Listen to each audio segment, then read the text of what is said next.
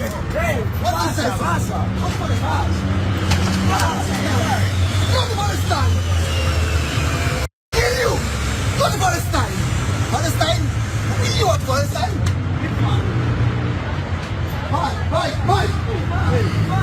Yes, yeah. Say Palestine one more time. Say Palestine one more time. I will yes. Say Palestine one more time. Yes. Say Palestine one more time. Say it. Say it. Shut the f***. Get lost. Yes, yalla po. Get lost.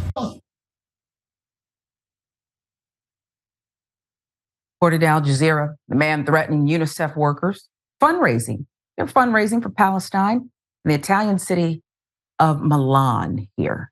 Loud, abusive, aggressive, angry. He's got on that vest, Jackson. That blue vest means humanitarian. I'm just here to raise money. Not talking politics even.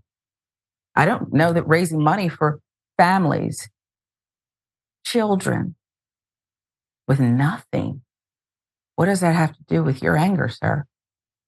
Very telling. What say you? Nothing. Well, when people do stuff like this, it always, including the tragic story of the guy in Chicago, the 71 or something year old man who stabbed up that 6-year-old boy.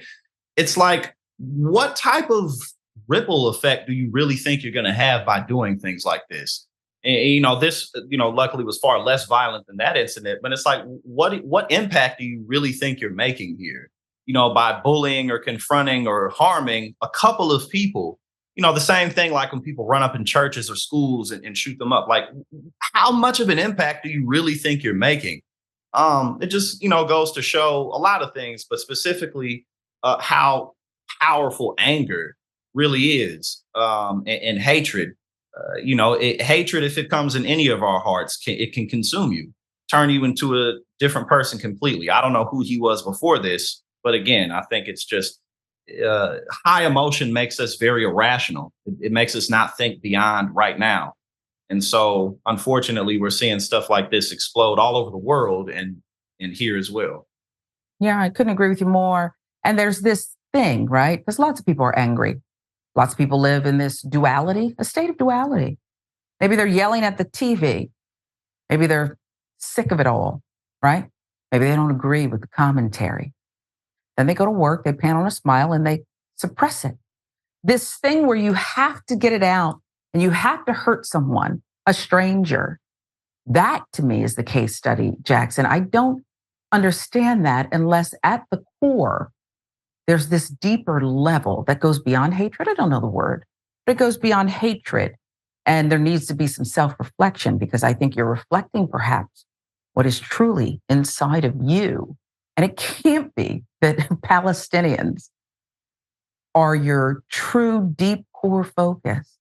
Might be your distraction, this hatred of people, a distraction. But I tend to believe it's a reflective thing. Am I going too deep with it? No, I think again, like when it comes to just high emotions, anger and hatred, there's a lot of stories that people can tell themselves. And, whether it's this guy or anybody similar like that, they tell themselves that the Palestinians are evil and that they're out to harm the Jews. And, Jewish people have gone through so much turmoil for thousands of years. And these are just so, when you tell yourself a story like that, that's how you're able to carry out terrible, acts. And, while it does have strong impacts on communities when you do carry out these types of things, again, it's like you're just not in your right mind. So, we definitely got to do what we can to spread peace and make sure people see that there are victims in this bloody conflict. Yeah.